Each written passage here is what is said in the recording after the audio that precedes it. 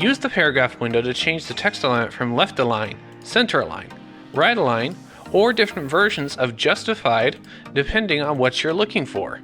After selecting some layers or objects, you can go to the Align window to tell them where you'd like them to be compared to either the composition or themselves. Use the drop-down menu to make that choice.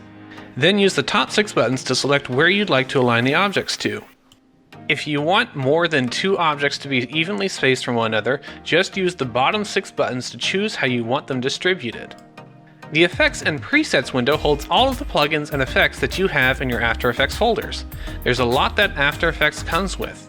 I recommend you just see what each one does. To add an effect to a layer, either click and drag the effect to the layer, or select one and double-click to add the effect. While we didn't cover every window in After Effects, that should cover the most major and most used windows that you'll see in the After Effects user interface. If you're interested in what the other windows do, open them up and test them out. The biggest help to yourself you can make relies on you wanting to improve yourself. Thanks, and I'll see you in the next video.